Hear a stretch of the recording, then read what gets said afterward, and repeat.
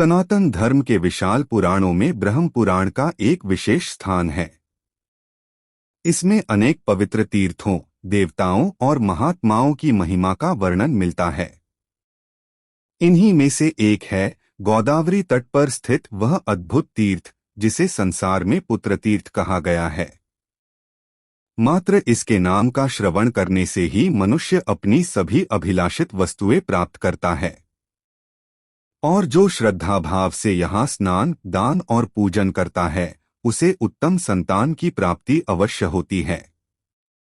इस अध्याय में हम सुनेंगे दिति और दनु की व्यथा, कश्यप मुनि का वरदान, इंद्र और मायासुर की गुप्त योजना, गर्भस्थ बालक की दिव्य पुकार, मरुद्गणों का प्राकट्य, अगस्त्य मुनि का शाप और अंततः भगवान शिव के करुणामय वरदान से पुत्रतीर्थ की स्थापना। आइए आरंभ करते हैं ब्रह्म पुराण के इस पावन अध्याय पुत्रतीर्थ की महिमा का दिव्य श्रवण।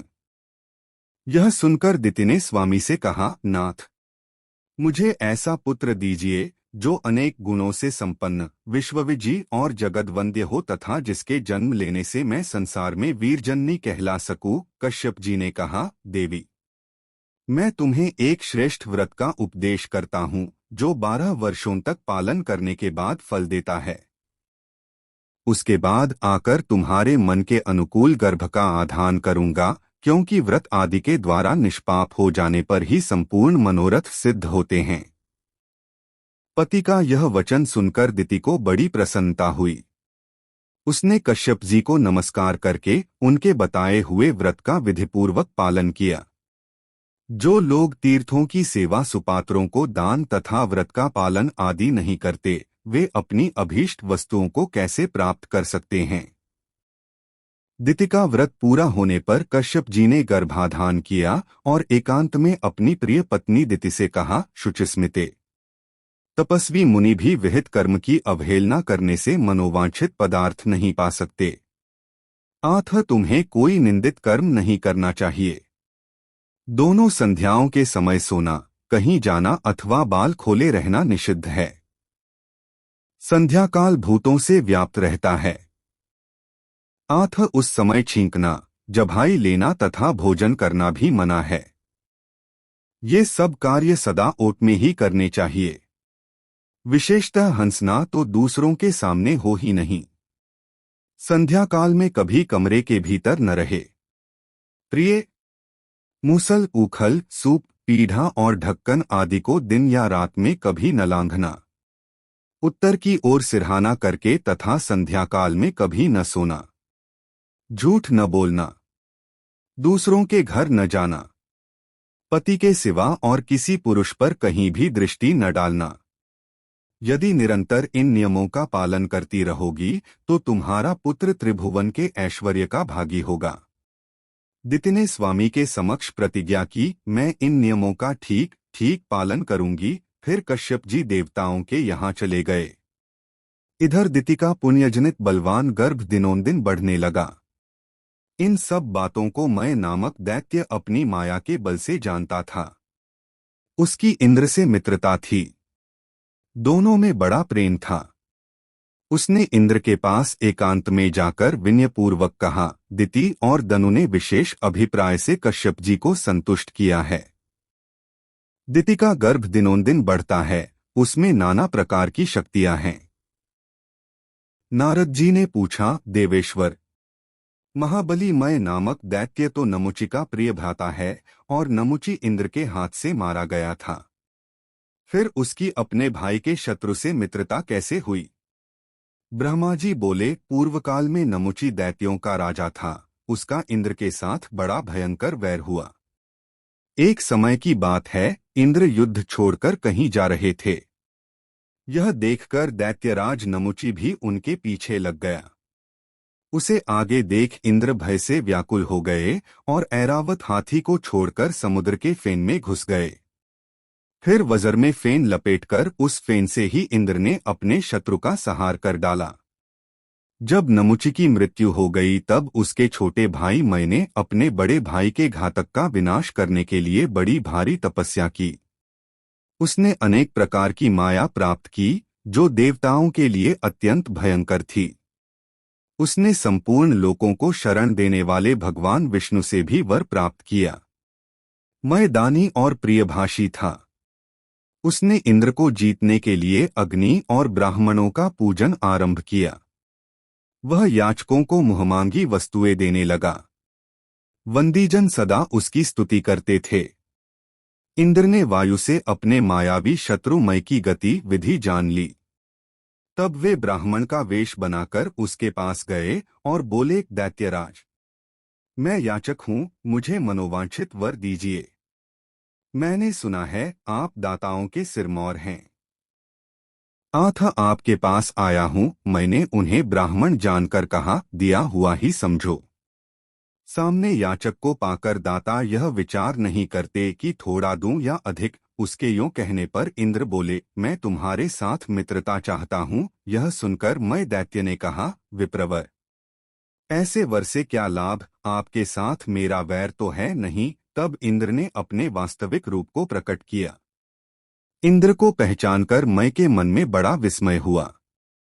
सखे, यह क्या बात है? तुम तो वज्रधारी हो, तुम्हारे योग्य यह कार्य नहीं है। इंद्र ने हंसकर मैं को हृदय से लगाया और कहा, विद्वान पुरुष किसी भी उपाय से अपने अभीष्ट कार्य की सिद्धि करते हैं। तब से मैं के साथ इंद्र की गहरी मैत्री हो गई। मैं सदा के लिए इंद्र का हितैषी हो गया। उसने इंद्रभवन में जाकर सब बातें बताईं, साथ ही इंद्र को माया भी प्रदान की। इंद्र ने प्रसन्न होकर पूछा, मैं बताओ अब मुझे क्या करना चाहिए? मैंने कहा, अगस्त्य के आश्रम पर जाओ, वहीं गर्भवती दिति रहती है। उसकी सेवा करते हुए आश्रम में कुछ दिन निवास करो। फिर अवसर देखकर वज्र हाथ में लिए दिति के गर्भ में प्रवेश कर जाओ और वज्र से उस बढ़ते हुए गर्भ के टुकड़े टुकड़े कर डालो। इससे तुम्हारे उस शत्रु का अस्तित्व ही मिट जाएगा। इंद्र ने बहुत अच्छा कहकर मैं की प्रशंसा की और विनीत की भांति माता दिति के पास गए। वहां जाकर दैत्य माता की सेवा शुश्रूषा में लग गए। उनके मन में क्या है, इस बात को दिति नहीं जानती थीं। उनके गर्भ में जो मुनि का अमोघ तेज था, वह किसी के लिए भी दुर्धर्ष था। इंद्र गर्भ के भीतर प्रवेश करने की इच्छा से अवसर की प्रतीक्षा करते हुए बहुत समय तक वहां रहे। एक दिन दिति संध्या काल में उत्तर की ओर सिरहाना करके सो रही। इंद्र ने मन में कहा, यही अच्छा अवसर है। यूं कहकर वे वज्र हाथ में ले दिति के उदर में प्रवेश कर गए। गर्भ में जो बालक था, वह आयुध लिए मारने की इच्छा से आए हुए इंद्र को देखकर भी भयभीत न हुआ और बोला, वज्रधारी इंद्र, मैं तुम्हारा भाई हूं। तुम मेरी रक्षा क्यों नहीं करते? क्या मुझे मारना चाहते हो? युद्ध के बिना अन्य अवसर पर किसी को मारने से बढ़कर दूसरा कोई पातक नहीं है। मैं गर्भ से निकलूं तब मुझसे युद्ध कर लेना। यहां आकर इस प्रकार मारना तुम्हारे लिए उचित नहीं होगा। बड़े लोग विपत्ति में पड़ने पर भी कुमार्ग पर पैर नहीं रखते। मैंने न तो अभी विद्या पढ़ी है, न शस्त्र चलाना सीखा है और न आयुधों का ही संग्रह किया है। तुम विद्वान हो, तुम्हारे हाथ में वज्र शोभा पा रहा है। क्या मुझे मारते समय तुम्हें लज्जा नहीं आती? कुलीन पुरुष कभी भी कुत्सित कर्म नहीं करते। मुझे मारने से तुम्हें क्या मिलेगा, यश अथवा पुण्य? गर्भ में आए हुए प्राणी इच्छानुसार मारे जा सकते हैं, किंतु इसमें कौन सा पुरुषार्थ है? भाई, यदि तुम्हें युद्ध से प्रेम है और मुझसे ही भिड़ना चाहते हो तो निःसंदेह चले आओ। यूं कहकर वह बालक भी इंद्र की ओर मुक्का तानकर खड़ा हो गया और बोला, इंद्र, मुझे मारने से तुम बालघाती, ब्रह्मघाती तथा विश्वासघाती कहलाओगे। यही तुम्हें फल मिलेगा। फिर किस लिए मुझे मारने को उद्यत हुए हो? संपूर्ण चराचर जगत जिसकी आज्ञा के अधीन चल रहा हो, वह मुझ जैसे बालक की हत्या करे, इसमें कौन सा यश और क्या पुरुषार्थ है? गर्भ का बालक यूं ही कहता रहा, किंतु इंद्र ने अपने वज्र से उस बालक के टुकड़े टुकड़े कर दिए। सच है, क्रोधांध और लोभी मनुष्यों को किसी पर भी दया नहीं आती। इतने पर भी गर्भस्थ बालक की मृत्यु नहीं हुई। सभी टुकड़े जीवित बालकों के रूप में परिणत हो गए और दुहक से रोते हुए बोले, क्यों मारते हो, हम तुम्हारे भाई हैं। किंतु इंद्र ने एक न सुनी, उन खंडों के भी टुकड़े टुकड़े कर डाले। वे भी जीवित होकर बोले, इंद्र, हमें न मारो, हम तुम पर विश्वास करते हैं, माता के गर्भ में पड़े हैं और तुम्हारे ही भाई हैं। परंतु कौन सुनता था। जिनकी बुद्धि द्वेष से नष्ट हो गई है, उनके चित्त में करुणा का एक कण भी नहीं रह जाता। गर्भ के सभी टुकड़े हाथ पैर तथा नूतन जीव से युक्त हो गए। उनमें किसी प्रकार का विकार नहीं रह गया। उनकी संख्या 1 से बढ़कर 49 हो गई। यह देखकर इंद्र को बड़ा विस्मय हुआ। वे सबके सब रो रहे थे। इंद्र ने उन्हें सांत्वना देते हुए कहा, मारुत, मत रो। इनके ऐसा कहने से उनका नाम मरुत हो गया। वे गर्भ में ही अत्यंत बलवान और महापराक्रमी हो गए थे। उन्होंने गर्भ के भीतर से ही मुनिवर अगस्त्य को, जिनके आश्रम में माता टिकी हुई थी, पुकारकर कहा, मुने, हमारे पिता आपके भाई हैं। वे आपकी मैत्री का बहुत आदर करते हैं। हम यह भी जानते हैं कि आपके मन में हम लोगों के प्रति बड़ा स्नेह है, तथापि आपके रहते हुए यह वज्रधारी इंद्र ऐसे कार्य में प्रवृत्त हुआ है जिसे कोई चांडाल भी नहीं करता। गर्भ के बालकों की वह पुकार सुनकर अगस्त्य मुनि दौड़े हुए आए। उन्होंने दिति को जगाया। वे गर्भ की वेदना से पीड़ित थीं। उस समय अगस्त्य ने अत्यंत कुपित होकर शचीपति इंद्र को शाप दिया, इंद्र, संग्राम में शत्रु तुम्हारी पीठ देखेंगे। दिति ने भी गर्भ में समाये हुए इंद्र को रोषपूर्वक शाप दिया, तूने बच्चों को मारकर कोई पुरुषार्थ नहीं किया है। आठ मैं शाप देती हूँ कि तू राज्य से भ्रष्ट हो जाएगा। इसी समय वहां प्रजापति कश्यप जी भी आ पहुंचे। अगस्त्य के मुख से इंद्र की यह कुत्सित चेष्टा सुनकर उन्हें बड़ा दुहक हुआ। कश्यप जी ने कहा, बेटा, गर्भ के बाहर निकलो। तुमने यह क्या पाप कर डाला। उत्तम कुल में उत्पन्न पुरुष कभी पाप में मन नहीं लगाते। पिता का आदेश सुनकर वज्रधारी इंद्र गर्भ से बाहर निकले। उस समय लज्जा के मारे उनका मुंह नीचा हो रहा था। वे बोले, पिताजी, जिस साधन से मेरा कल्याण हो वह बताइए, मैं उसे अवश्य करूंगा। तब कश्यप जी लोकपालों के साथ मेरे पास आए और सब बातें बताकर पूछने लगे। दिति के गर्भ की शांति, गर्भस्थ बालकों की इंद्र के साथ मित्रता, उन बालकों की निरोगता, इंद्र की निर्दोषता तथा अगस्त्य के दिए हुए शाप का क्रमशः उद्धार कैसे हो। तब मैंने कश्यप से कहा, प्रजापते, तुम वसुओं, लोकपालों तथा इंद्र को साथ लेकर शीघ्र ही गौतमी नदी के तट पर जाओ और वहां स्नान करके सबके साथ महादेव जी की स्तुति करो। फिर शिव की कृपा से सब कल्याण ही होगा। अच्छा, ऐसा ही करूंगा। यूं कहकर कश्यप मुनि गौतमी नदी के तट पर गए और देवेश्वर भगवान शिव की स्तुति करने लगे। समस्त दुहकों को दूर करने के लिए 2 ही देवता समर्थ बताए गए हैं, एक तो परम पवित्र गौतमी नदी और दूसरे करुणानिधि शिव। कश्यप बोले, देवेश्वर शंकर, मेरी रक्षा कीजिए। लोकवंदित परमेश्वर, मेरी रक्षा कीजिए। सबको पवित्र करने वाले वागीश, रक्षा कीजिए। सर्पों का आभूषण पहनने वाले शिव, रक्षा कीजिए। धर्मस्वरूप वृषभ पर सवारी करने वाले देवता, रक्षा कीजिए। तीनों वेद जिनके नेत्र हैं, ऐसे भगवान त्रिलोचन, रक्षा कीजिए। गोधर लक्ष्मीश, रक्षा कीजिए। गजचर्म का वस्त्र धारण करने वाले शर्व, रक्षा कीजिए। त्रिपुरहर, रक्षा कीजिए। अर्धचंद्र से विभूषित नाथ, रक्षा कीजिए। यज्ञेश्वर सोमनाथ, रक्षा कीजिए। मनोवांछित फलों के दाता, रक्षा कीजिए। करुणाधाम, रक्षा कीजिए। मंगलाता, रक्षा कीजिए। सबकी उत्पत्ति के हेतुभूत परमात्मन, रक्षा कीजिए। पालन करने वाले वासव, रक्षा कीजिए। भास्कर, विक्तेश, रक्षा कीजिए। ब्रह्मवंदित शिव, रक्षा कीजिए।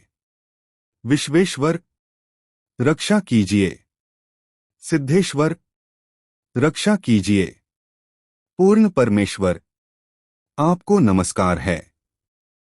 करुणासागर शिव, भयंकर संसार रूपी दुर्गम प्रदेश में विचरने के कारण जिनका चित्त उद्विग्न हो रहा है, ऐसे जीवों के लिए आप ही शरण हैं। इस प्रकार स्तुति करने वाले कश्यप जी के समक्ष भगवान शंकर प्रकट हुए और उनसे वर मांगने के लिए कहा। कश्यप जी ने विनीत होकर भगवान शिव से इंद्र की समस्त चेष्टाओं का विस्तार पूर्वक वर्णन किया। साथ ही यह भी बताया कि मेरे पुत्रों का जो नाश हो रहा है, उनमें परस्पर शत्रुता बढ़ रही है, इंद्र को पाप और शाप की प्राप्ति हुई है, यह सब शांत हो जाए। यह सुनकर भगवान शंकर ने कहा, आपके जो 49 पुत्र मरुद्गण हैं, वे सब सौभाग्यशाली और इंद्र के साथ सदा यज्ञ के भागी होंगे। जिस जिस यज्ञ में इंद्र का भाग होगा, उसमें उनसे भी पहले मरुद्गणों का भाग होगा, इसमें तनिक भी संदेह नहीं है। मरुद्गणों के साथ रहने पर कभी कोई इंद्र को जीत नहीं सकता, फिर तो वे ही सदा विजयी रहेंगे। इतना कहकर शंकर जी ने मुनिश्रेष्ठ अगस्त्य से कहा, मुने, तुम शचीपति इंद्र पर क्रोध न करो। महामते, शांत हो जाओ। मरुद्गण अमर हो गए। फिर दिति से भी शिवजी ने कहा, देवी, मेरे एक ऐसा पुत्र हो जो तीनों लोकों के ऐश्वर्य से सुशोभित रहे, इस बात का चिंतन करती हुई तुम तपस्या में प्रवृत्त हुई थी। तुम्हारा वह मनोरथ अब सफल हो गया। तुम्हारे ये पुत्र अधिक गुणशाली, बलवान और शूरवीर हैं। अब तुम अपनी मानसिक चिंता छोड़ दो। सुंदरी, तुम संशय रहित होकर अन्य वर भी मांगो। दिति बोली, भगवन, लोक में यही बड़ी बात समझी जाती है कि माता पिता को पुत्र का दर्शन हो। विशेषतः माता के लिए यह बहुत ही प्रिय बात है। इसमें भी रूप, संपत्ति, शौर्य और पराक्रम संपन्न एक भी पुत्र हो तो बड़े भाग्य की बात है। फिर यदि बहुत से उत्तम और गुणवान पुत्र प्राप्त हों तो क्या कहना। मेरे पुत्र आपके प्रभाव से विजयी और बली हुए। वे वास्तव में इंद्र के भाई और प्रजापति के पुत्र हैं। देव, जहां अगस्त्य और गौतमी गंगा के प्रसाद के साथ साथ आपका भी प्रसाद प्राप्त हो, वहां शुभ हमें क्या संदेह है। यद्यपि मैं कृतार्थ हो गई, तथापि भक्तिपूर्वक आपसे कुछ निवेदन करती हूं।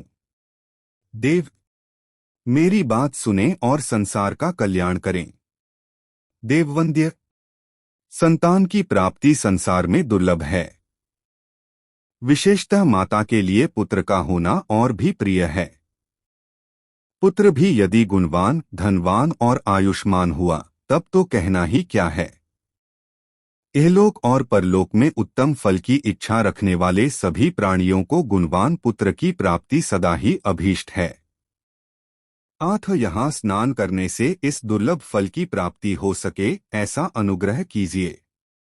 भगवान शंकर बोले, निःसंतान होना बहुत बड़े पाप का फल है। स्त्री या पुरुष कोई भी यदि निःसंतान हो तो यहाँ स्नान करने मात्र से उसके इस दोष का नाश हो जाता है। जो इस स्तोत्र का पाठ करेगा, उसे यहाँ स्नान करने का फल प्राप्त होगा। जो 3 मास तक यहाँ स्नान और दान करता है, उसे पुत्र की प्राप्ति होती है। पुत्रहीन स्त्री यहाँ स्नान करके पुत्र पा सकती है।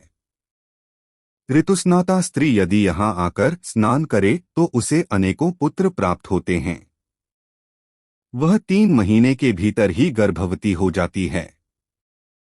जो पितृदोष से तथा धन अपहरण करने के दोष से पुत्र लाभ से वंचित हैं, उनके लिए यह गौतमी नदी परम उद्धार का कारण है। यहाँ पितरों को पिंडदान देने, तर्पण करने तथा कुछ सुवर्ण दान करने से निश्चय ही पुत्र होता है। जो धरोहर हड़प लेते, रत्नों की चोरी करते तथा पितरों का श्राद्ध कर्म छोड़ देते हैं, उनके वंश की वृद्धि नहीं होती। जो पाप करके उसका प्रायश्चित किए बिना ही मर जाते हैं, उन सबकी यही गति होती है। जो तीर्थों का सेवन करते हुए जीवन व्यतीत करते हैं, उन्हें श्रेष्ठ संतान की प्राप्ति होती है। जो दिति और गंगा के संगम में स्नान करके अनादि, अपार, अजय, सच्चिदानंदमय, लिंगस्वरूप, ज्योतिर्मय तथा अनामय महादेव भगवान सिद्धेश्वर का अनेक उपचारों से भक्तिपूर्वक पूजन करता है, चतुर्दशी और अष्टमी को इस स्तोत्र द्वारा स्तुति करता है तथा यहाँ गंगा के तट पर ब्राह्मणों को अपनी शक्ति के अनुसार सुवर्ण देता और भोजन कराता है, उसे अनेक पुत्र प्राप्त होते हैं। वह संपूर्ण अभिलषित वस्तुओं को प्राप्त करके अंत में भगवान शिव के धाम में जाता है। जो इस स्तोत्र के द्वारा कहीं भी मेरी 6 महीने स्तुति करता है, उसे पुत्र प्राप्त होता है। यदि उसकी स्त्री वंध्या हो तो भी वह निसंदेह पुत्रवती होती है। तब से उस तीर्थ का नाम पुत्र तीर्थ हो गया। वहां स्नान दान आदि करने से समस्त कामनाओं की पूर्ति होती है। मरुदगणों के साथ मैत्री होने के कारण उसे मित्रतीर्थ भी कहते हैं। यहाँ स्नान करने से इंद्र निष्पाप हुए थे, इसलिए वह इंद्रतीर्थ या शक्रतीर्थ भी कहलाता है। जहाँ इंद्र को अपनी खोई हुई लक्ष्मी प्राप्त हुई, वह कमलातीर्थ कहलाया। ये सब तीर्थ समस्त अभीष्ट पदार्थों को देने वाले हैं। भगवान शिव यह कहकर कि यहाँ सब कामनाएं पूर्ण होंगी अंतर्धान हो गए और कश्यप आदि सब लोग कृतकृत्य होकर जैसे आए थे वैसे लौट गए।